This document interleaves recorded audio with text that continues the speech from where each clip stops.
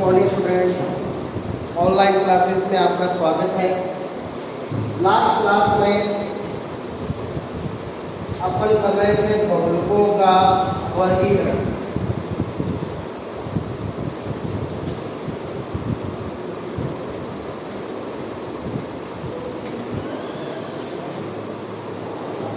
और बहुलकों के वर्गीकरण में अपन ने 3 आधार कर लिए थे। प्राप्ति स्रोत के आधार पर, दूसरा था एकल इकाई के प्रकार के आधार पर, और तीसरा था जो निर्माण क्रिया बहुलीकरण क्रिया के आधार पर। अब जो बहुलकों के वर्गीकरण का चौथा आधार है वो है संरचना के आधार पर।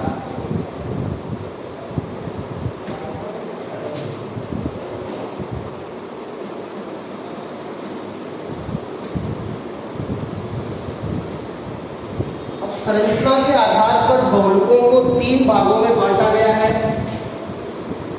पहला रेखीय बहुलक, दूसरा सांख्यिक बहुलक और तीसरा तिर्यकबद्ध बहुलक। संरचना के आधार पर 3 प्रकार के बहुलक होते हैं। सबसे पहले स्टार्ट करते हैं रेखीय बहुलक।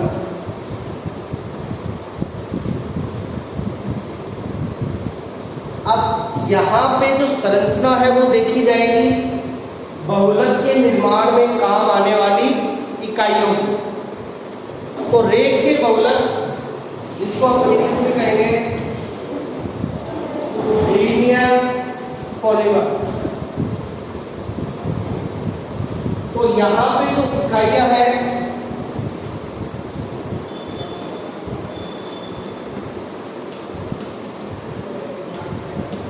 रेखीय रूप से व्यवस्थित होती है। अब रेखीय रूप से व्यवस्थित होने का मतलब जो इकाइयां हैं वो जो धागे होते हैं उस टाइप से व्यवस्थित होंगे। तो देखिए यहाँ पे इकाइयों की रेखीय व्यवस्था होती है और ये रेखीय रूप से एक दूसरे से सटी हुई होती है।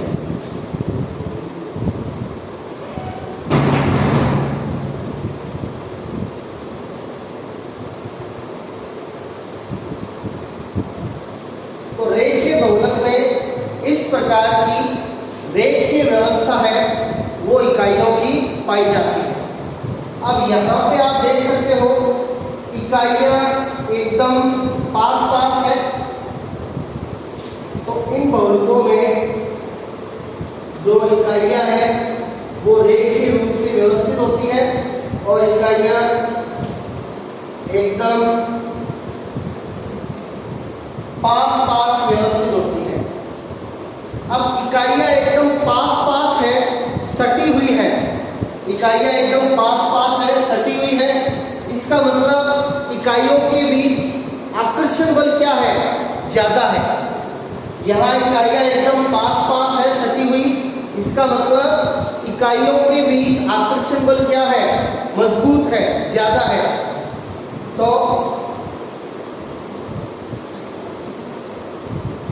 यहाँ पे इकाइयों के मध्य आकर्षण बल का मान ज्यादा होता है। अब जहाँ आकर्षण बल ज्यादा होता है वहाँ गलनांक है वो क्या होता है? ज्यादा होता है।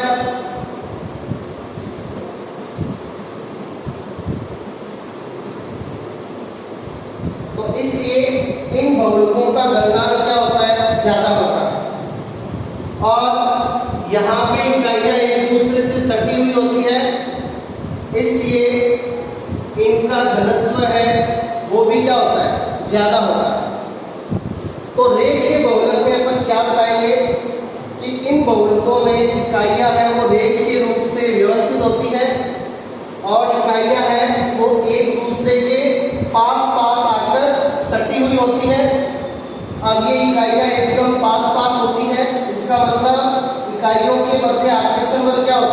ज्यादा होता है और आकर्षण बल ज्यादा, इसका मतलब इनका गलनांक है वो भी क्या होगा, ज्यादा होगा। और यहाँ पे इकाइयाँ एकदम पास पास सटी हुई होती हैं, इसलिए इनका घनत्व है वो भी क्या होता है, ज्यादा होता है। तो ये इतनी चीजें बतानी है अपन को डायग्राम सहित इसमें रेखीय बहुलक। अब यहाँ पे इम्पोर्टेंट है रेखीय बहुलकों के उदाहरण। तो देखिए रेखीय बहुलक की एक तो उदाहरण हो जाएंगे रेसे, फाइबर्स। अब रेसे मतलब धागे, फाइबर। तो रेसे है वो आपको पता है रेखीय संरचनानुमा होते हैं, लंबे। तो एक तो इनमें रेसे आ जाएंगे, रेसे मतलब नायलॉन। अब देखिए रेसे आगे और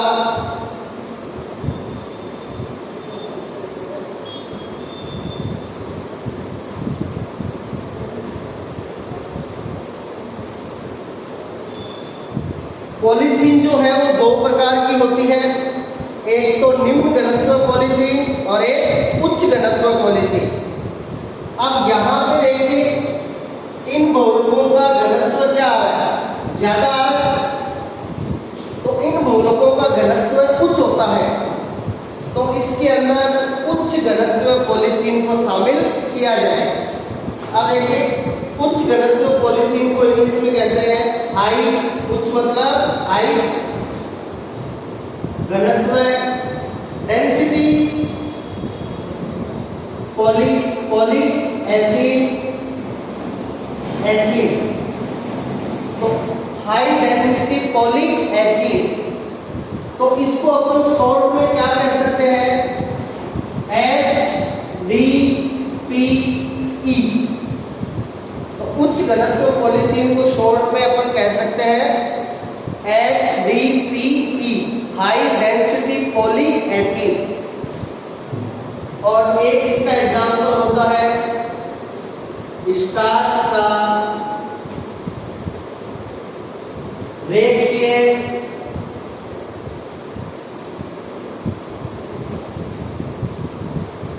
अल्फा एमाइलेज भाग। अपन को पता है स्टार्च है वो एक बहुलक होता है।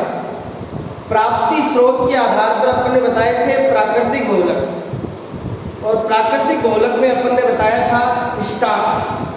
तो स्टार्च एक बहुलक होता है, और स्टार्च बहुलक होता है किसका, अल्फा ग्लूकोज का। यानी स्टार्च में इकाइयां किसकी होती है, ग्लूकोज की होती है। तो स्टार्च है उसके दो भाग पाए जाते हैं।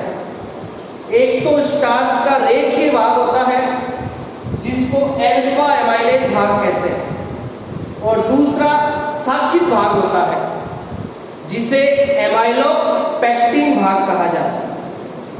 तो यहाँ पे अपन कौन से बहुलक कर रहे हैं, रेखीय बहुलक कर रहे हैं। तो स्टार्च का जो रेखीय भाग है अल्फा एमाइलेज भाग, वो इसके अंदर आएगा, रेखीय बहुलक के अंदर आएगा। तो इस प्रकार संरचना के आधार पर पहला बहुलक होता है रेखीय बहुलक, जिसमें इकाइयां रेखीय रूप से व्यवस्थित होती है, इकाइयां एकदम पास पास सटी हुई होती है। इसका मतलब इनके मध्य आकर्षण बल ज्यादा होता है, आकर्षण बल ज्यादा होने का गलनांक ज्यादा होता है, और घनत्व भी उच्च होता है। तो ये इसके बारे में लिखना है डायग्राम सहित। एग्जाम्पल वैसे फाइबर जैसे नायलॉन, उच्च घनत्व पॉलीएथीन HDPE, और स्टार्च का रेखीय अल्फा एमाइलेज भाग। अब देखिए अब अपन संरचना के आधार पर दूसरा बहुलक बताएंगे।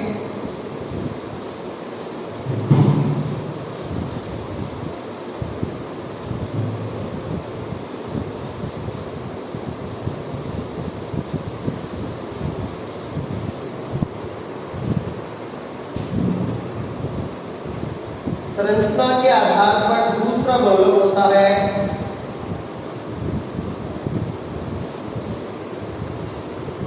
साक्षिक बहुलक।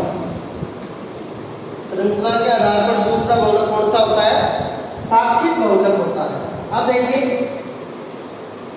साक्षिक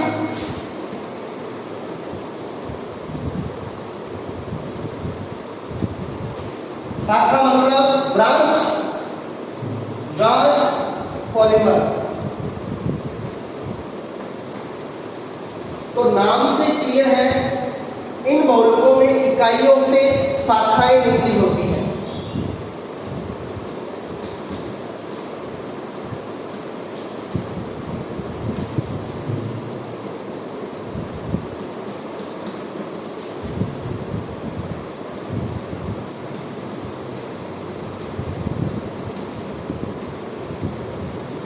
इन बहुलकों में इकाइयों से क्या निकली होती है? शाखाएं निकली होती हैं। अब यहाँ पे इकाइयों से शाखा निकलने से क्या क्या होगा देखिए। तो इसको अपन डायग्राम से इस प्रकार से शो कर सकते हैं। ये इस प्रकार से अपन ने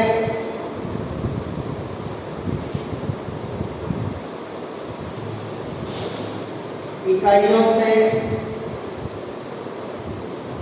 क्या निकाल दी? शाखाएं। तो ये इकाइयों से निकली हुई क्या है? शाखा है। तो इस प्रकार इन बहुलकों में इकाइयों से क्या निकली होती है? शाखाएं निकली होती है। अब देखिए शाखा निकलने से क्या हुआ? अब यहाँ पे ये शाखा निकली, तो शाखा निकलने से इन इकाइयों के बीच की दूरी क्या हो गई? ज्यादा हो गई। रेखीय बहुलक में इकाइयां एकदम क्या थी? पास पास। यहाँ पे शाखा निकलने से इकाइयों के बीच में दूरी क्या हो गई? अधिक हो गई। तो शाखा निकलने से देखिए क्या क्या हुआ? इकाइयों के मध्य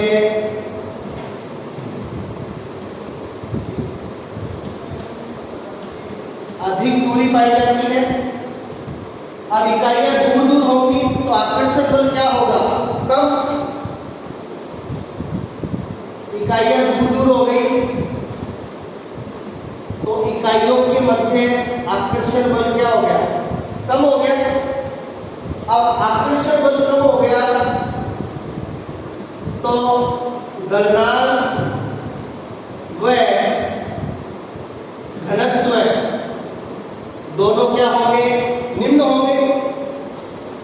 तो रेखीय बहुलक के उल्टे गुण होते हैं किसके? शाखिक बहुलक। वहां पे इकाइयां एकदम पास पास थी, जबकि यहाँ पे शाखा निकलने से इकाइयां क्या हो गई? दूर दूर।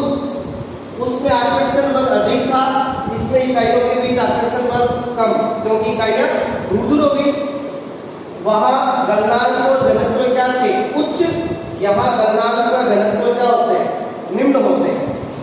तो ये इतनी चीजें बतानी है शाखिक बहुलक के लिए, डायग्राम सही। अब देखिए इन बहुलकों के उदाहरण। तो इसका जो पहला उदाहरण है वो है निम्न घनत्व पॉलीथीन। पहला जो उदाहरण है वो निम्न घनत्व पॉलीथीन। निम्न मतलब लो, घनत्व डेंसिटी, पॉली एथीन एथीन। तो ये है low density polyethene. Low L density D poly P ethene E. तो इसको शॉर्ट में कहेंगे LDPE। तो पॉलीथीन दो प्रकार की होती है। उच्च घनत्व पॉलीथीन वो तो आ गई रेखीय बहुलक में, और निम्न घनत्व पॉलीथीन आ गई शाखिक बहुलक। क्यों? क्योंकि शाखिक बहुलकों का घनत्व क्या होता है? निम्न होता है। तो यहाँ कौन सी पॉलीथीन आएगी? निम्न घनत्व पॉलीथीन। अब इसका एक और एग्जाम्पल है। स्टार्च के अपन ने दो भाग बताए थे। एक तो रेखीय अल्फा एमाइलेज भाग जो रेखीय बहुलक में चला गया, और दूसरा होता है शाखिक एमाइलोपेक्टिन भाग। तो साक्षिक भाग आ जाएगा साक्षिक बहुलक। स्टार्च का साक्षिक एमाइनो पैक्टिन भाग। तो ये साक्षिक बहुलकों के दो एग्जाम्पल है, निम्न ग्लैक्टोपोलिथिन और स्टार्च का साक्षिक एमाइलो पैक्टिन भाग। तो ये अपन को बताना है साक्षिक बहुलक के अंदर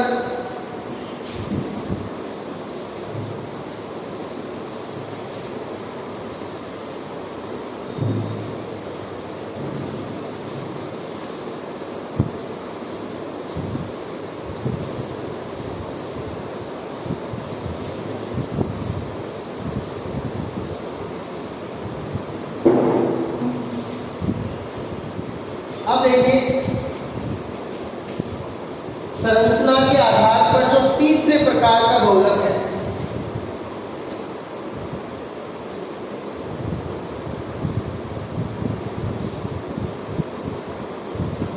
तिर्यकबद्ध बहुलक। अब तिर्यकबद्ध होते हैं तिरछे बंध। तिर्यकबद्ध का क्या मतलब है? तिरछे बंध। तिरछा मतलब क्रॉस।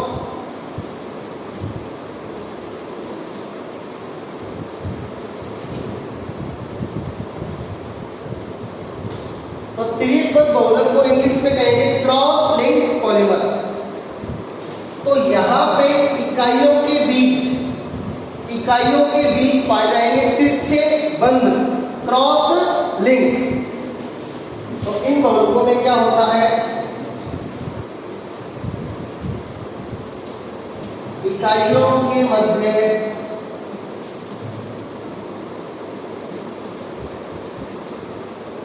तिरछे बंध, क्रॉस लिंक है, वो पाए जाते हैं। तो देखिए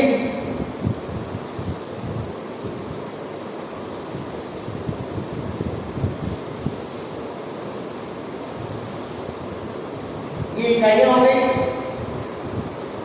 और यहाँ पे इकाइयों के बीच अपन ने शो कर दिए तिरछे बंध, क्रॉस लिंक। तो ये इकाइयों के बीच तिरछे बंध हो गए, क्रॉस लिंक हो गए। तो ये डायग्राम है किसके लिए? तिर्यकबद्ध बहुलक के लिए।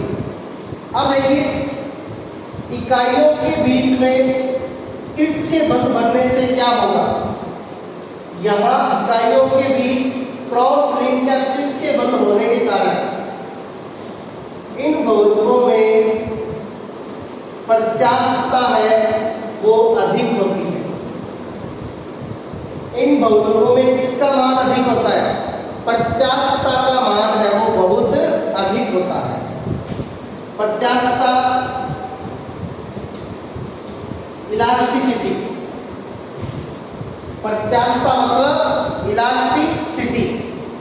अब अपने दिमाग में इलास्टिक नाम से दिमाग में आता है रबर।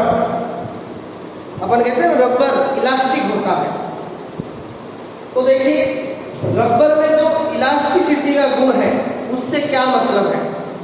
आप देखिए रबर है उसको अपन खींचकर काफी लंबा कर सकते हैं, वो टूटता नहीं है। और जब अपन बाह्य बल हटाते हैं तो वो रबर अपनी प्रारंभिक अवस्था में वापस आ जाता है। तो रबर के इस गुण को क्या कहते हैं? प्रत्यास्थता कहते हैं, इलास्टिसिटी कहते हैं। तो इन बहुलकों में इकाइयों के मध्य तिरछे बंध पाए जाने के कारण इन बहुलकों में प्रत्यास्थता का मान है वो अत्यधिक पाया जाता है। प्रत्यास्थता मतलब बाह्य बल लगाएंगे तो बिना टूटे लंबाई में अत्यधिक वृद्धि हो जाएगी और बाह्य बल हटाएंगे तो वो अपनी प्रारंभिक अवस्था में वापस आ जाएगी। इस गुण को क्या कहते हैं? प्रत्यास्थता। तो इन बहुलकों में क्रॉस लिंक के कारण प्रत्यास्थता का मान अत्यधिक होता है। अब देखिए इन बहुलकों के उदाहरण, एक तो उदाहरण रबर हो गया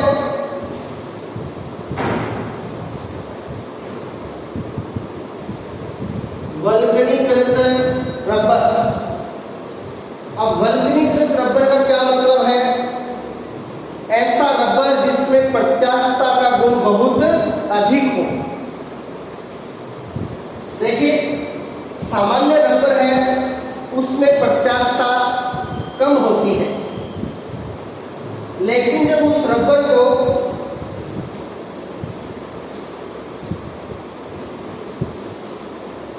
सामान्य रबर है, सामान्य रबर में प्रत्यास्थता क्या होगी, कम होगी। अब यदि सामान्य रबर को सल्फर के साथ गर्म किया जाए, एस मतलब सल्फर, और ये निशान है गर्म करने का, तो यदि सामान्य रबर को सल्फर के साथ गर्म किया जाए तो क्या होगा, रबर की जो इकाइयां हैं, रबर की जो इकाइयां हैं उनके बीच सल्फर के क्रॉस बंधों का निर्माण हो जाए। तो यदि सामान्य रबर को सल्फर के साथ गर्म किया जाता है तो रबर की इकाइयों के बीच इस प्रकार से, ये बीच में मैं क्या लिख रहा हूं, एस लिख रहा हूं, एस, एस यानी सल्फर। तो यदि सामान्य रबर को सल्फर के साथ गर्म करते हैं तो रबर की इकाइयों के बीच सल्फर के क्रॉस बंधों का निर्माण हो जाता है। अब क्रॉस बंध बनते ही अपने बताया था, यहाँ पे क्रॉस बंध के कारण क्या अधिक होती है, प्रत्यास्थता अधिक होती है। तो जैसे ही रबर में क्रॉस बंधों का निर्माण हो जाएगा तो रबर में किसका मान बढ़ जाएगा, प्रत्यास्थता का मान बढ़ जाएगा। तो ऐसा रबर जिसमें सल्फर के तिरछे बंध पाए जाते हैं, ऐसा रबर जिसमें सल्फर के तिरछे बंध पाए जाते हैं, ऐसा रबर क्या कहलाता है, वल्कनीकृत रबर कहलाता है। तो ऐसा रबर जिसमें इकाइयों के मध्य सल्फर के क्रॉस बंध पाए जाते हैं, ऐसा रबर वल्कनीकृत रबर कहलाता है। और ऐसे रबर में प्रत्यास्थता का मान बहुत अधिक होता है।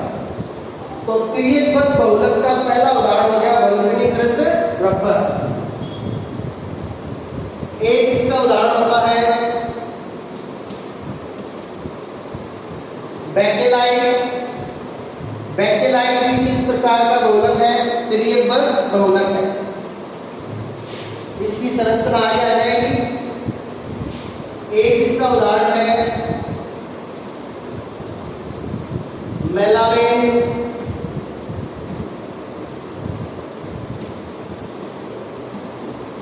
फॉर्मेल्डिहाइड, रेजिन बहुलक। मेलामाइन, फॉर्मेल्डिहाइड, रेजिन बहुलक। तो ये तीन एग्जाम्पल है वो होते हैं किसके, तिर्यकबद्ध बहुलकों। वल्कनीकृत rubber, Bakelite, melamine, formaldehyde, resin बहुलक। तो एग्जाम्पल्स को अच्छी तरह से ध्यान में रखना है। तो ये अपना संरचना के आधार पर बहुलकों का वर्गीकरण है वो कंप्लीट है। संरचना के आधार पर बहुलक बताए थे तीन प्रकार के, रेखीय, साखिक और तिर्यकबद्ध।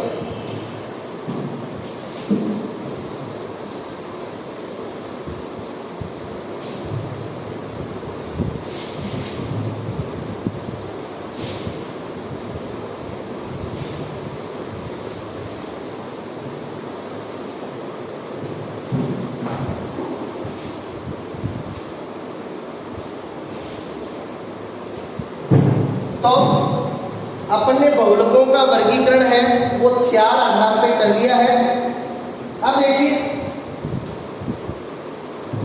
जो दो आधार बच गए, अंतराणविक आकर्षण बल के आधार पर और तापीय स्थायित्व के आधार पर, वो दोनों नेक्स्ट क्लास में एक साथ करेंगे। उससे पहले अपन ये जो अपने बहुलकों के वर्गीकरण के चार आधार हो चुके हैं, यहाँ से किस प्रकार से क्वेश्चन है वो अपन को एग्जाम में पूछे जा सकते हैं। वो देखिए, क्वेश्चन है वर्गीकरण से इस प्रकार पूछा जा सकता है कि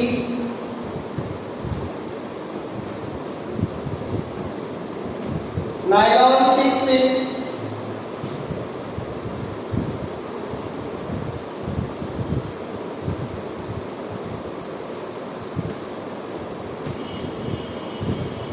एकल इकाई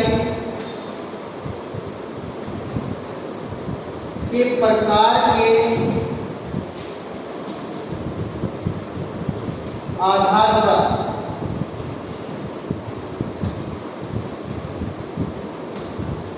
किस प्रकार का बहुलक है। तो नायलॉन 66 एकलक इकाई के प्रकार के आधार पर किस प्रकार का बहुलक है। अब अपन ने वर्गीकरण में बताया था एकलक इकाई के प्रकार के आधार पर बहुलक है वो दो प्रकार के होते हैं।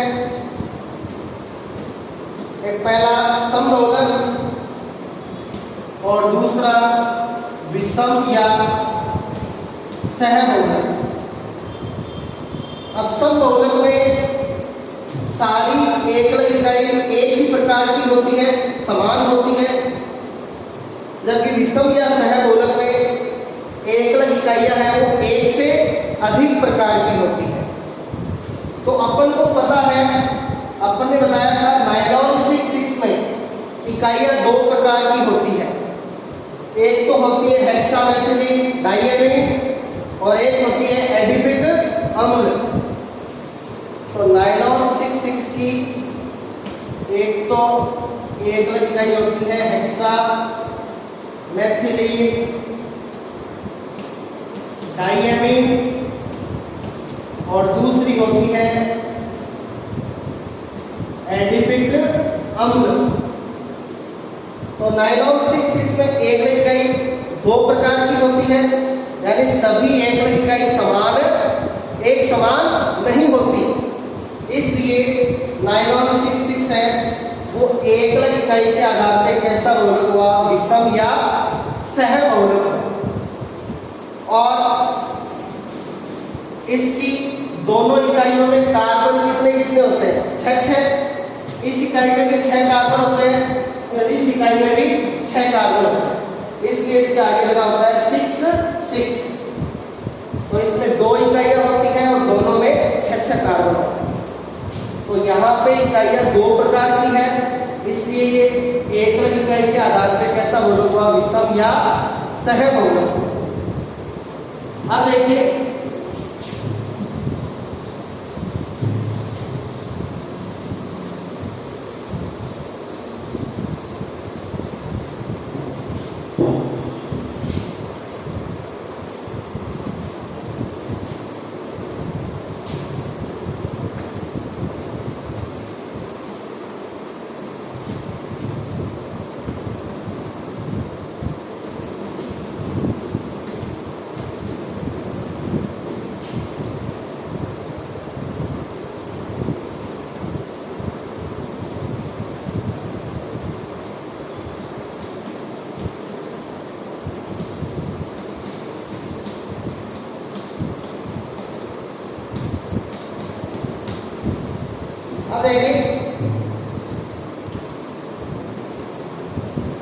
क्वेश्चन है त्रियक बहुलक क्रॉस लिंकेज बहुलक के कोई दो उदाहरण बताइए।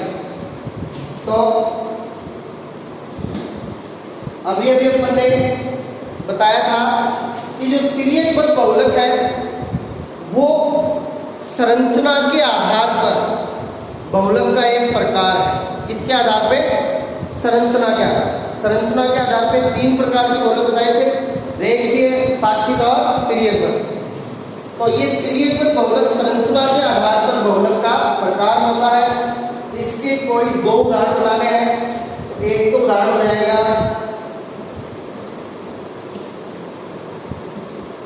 वल्कनीकृत रबर।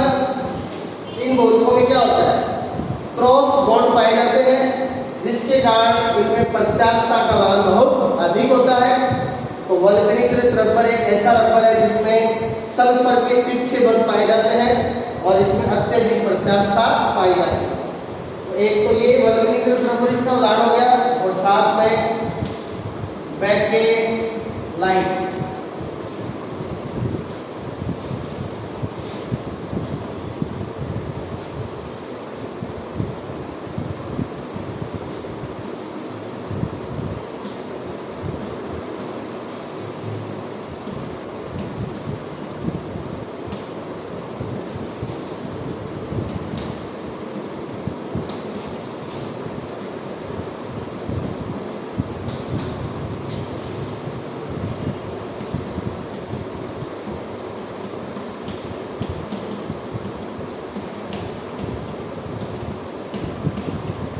अगला क्वेश्चन है पॉलीथीन बहुलीकरण क्रिया के आधार पर किस प्रकार का बहुलक है। अब देखिए अपन ने बहुलीकरण क्रिया दो प्रकार की बताई थी, योगात्मक बहुलीकरण और संगणन बहुलीकरण। तो उस आधार पे बहुलक भी दो थे, योगात्मक बहुलक और संगणन बहुलक। अब अपन को देखना है पॉलीथीन बहुलीकरण क्रिया के आधार पर किस प्रकार का बहुलक है। तो देखिए अपन पॉलीथीन निर्माण की समीकरण देख लें। पॉलीथीन में एक लग होती है एथीन, तो एथीन के लिए कितने अणु, अणु। अब इनका करा दिया बहुलीकरण, तो बहुलीकरण कराएंगे, सारी इकाइयां आपस में जुड़ जाएंगी।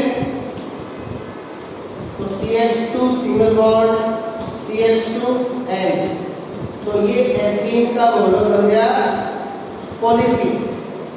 अब आप पॉलीथीन के निर्माण की समीकरण में देख रहे हो कि जब इकाइयां आपस में जुड़ी तो किसी भी प्रकार का छोटा अणु बाहर नहीं निकला। देखिए यहां कोई भी छोटा अणु बाहर नहीं निकला। इधर भी CH2 कितने N, इधर भी CH2 कितने N, यानी इस बहुलीकरण में कोई भी छोटा अणु बाहर नहीं निकला। और ऐसा बहुलीकरण होता है योगात्मक बहुलीकरण। इसलिए पॉलीथीन है वो निर्माण क्रिया के आधार पे कैसा बहुलक होता है, योगात्मक बहुलक होता है। तो पॉलीथीन निर्माण क्रिया के आधार पर कैसा बहुलक है, योगात्मक।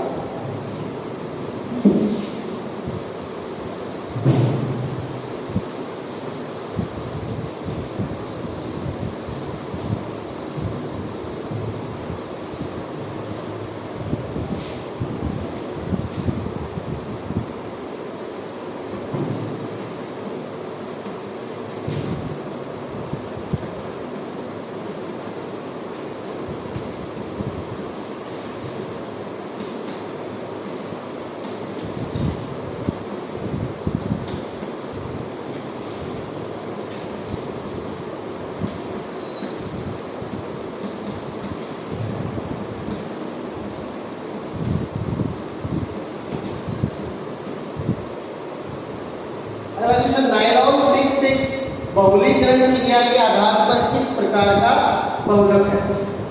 तो बहुलीकरण क्रिया दो प्रकार की होती है, योगात्मक और संगणन। तो देखिए नायलॉन 6 के बनने की समीकरण देखते हैं।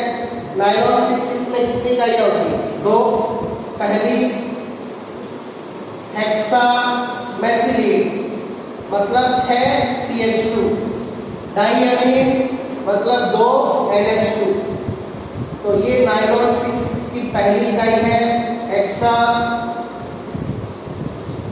Methylene die amine. कितने अणु लेंगे, N अणु। और जो दूसरी इकाई है नायलॉन 6 की वो है एडिपिक अम्ल, जो एक डाई कार्बोक्सिलिक अम्ल होता है।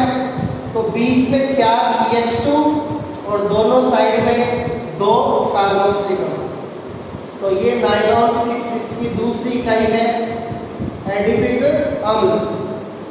इसमें भी 6 कार्बन होते हैं, इसमें भी 6 कार्बन होते हैं, इसलिए इसको कहा जाता है नायलॉन 6,6। इसके भी एन अणु ले लिए, इसके भी एन अणु ले लिए। अब अपन इनका कराएंगे क्या, बहुलीकरण। तो देखिए बहुलीकरण किस प्रकार होगा। इनका जब बहुलीकरण कराएंगे NH2 का चला जाएगा H और कार्बोक्सिलिक अम्ल का चला जाएगा OH। इधर से NH2 का H और इधर से कार्बोक्सिलिक अम्ल का OH। तो इस प्रकार HOH किसका अणु बाहर निकल जाएगा, जल का। तो इस प्रकार यहाँ पे N जल के अणु बाहर निकल जाते हैं। तो ये अपन को प्राप्त हुआ बहुलक नायलॉन 6,6। NH2 का H गया, इधर से OH गया, क्या बचा CO। तो इसका NH और इसका CO आपस में जुड़ गए। CH2 4 है यहाँ पे, इधर OH चला गया, क्या बचा C double bond O N। तो ये आपका बहुलक है नायलॉन 6,6। तो आप देख रहे हो जब नायलॉन 6,6 का निर्माण हुआ तो इकाइयों के जुड़ने से छोटा अणु जल का क्या निकल रहा है, बाहर निकल रहा है। तो ऐसा बहुलीकरण जिसमें इकाइयों के जुड़ने से छोटा अणु क्या निकले, बाहर निकले, ऐसा बहुलीकरण होता है संघनन बहुलीकरण। इसलिए नायलॉन 6,6 बहुलीकरण क्रिया के आधार पर कैसा बहुलक है, संघनन बहुलक है। तो ये अपना आंसर हो गया, नायलॉन 6,6 बहुलीकरण क्रिया के आधार पर कैसा बहुलक है, संघनन बहुलक है।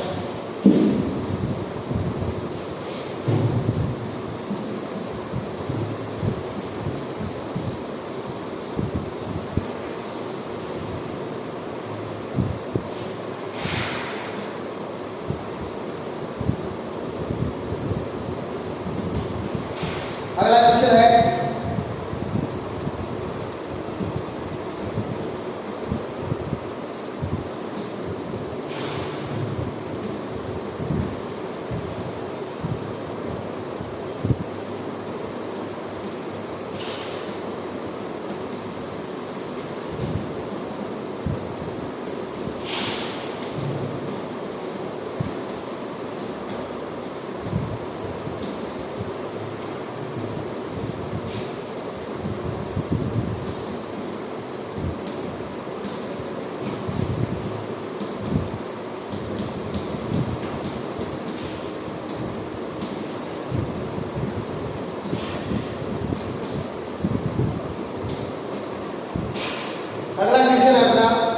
पॉलीथीन तथा सेलुलोज नाइट्रेट, जिसको कहते हैं गन कॉटन, प्राप्ति स्रोत के आधार पर किस प्रकार के बहुलक हैं। तो प्राप्ति स्रोत के आधार पर अपन ने बहुलकों के 3 प्रकार बताए थे, प्राकृतिक, संश्लेषित और अर्ध संश्लेषित। तो देखिए पॉलीथीन है वो कारखानों में बनती है, फैक्ट्रियों में बनती है मानव के द्वारा। तो इसलिए पॉलीथीन है वो एक ऐसी बहुलक हो गई, संश्लेषित बहुलक होती है प्राप्ति स्रोत के आधार पर। और जो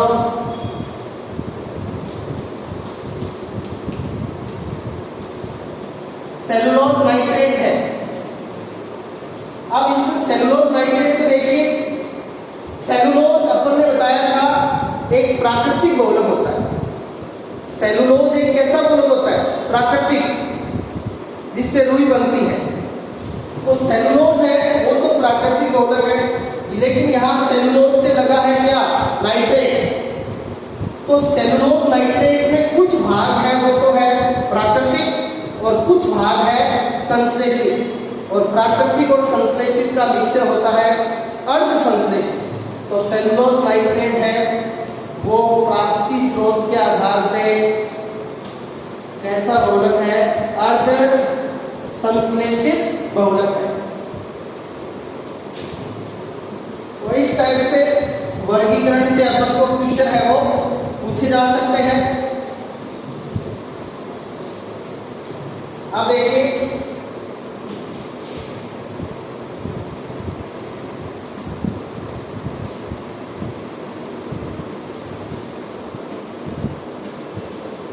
HDPE तथा LDPE ये पॉलीथीन के दो प्रकार हैं।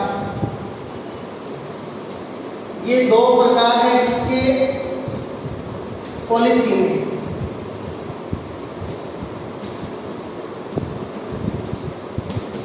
संरचना के आधार पर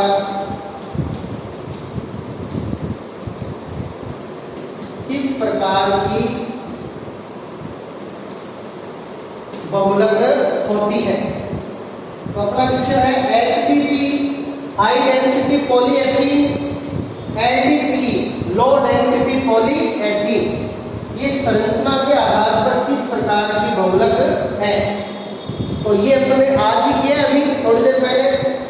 तो देखिए HDPE उच्च घनत्व पॉलीएथीन,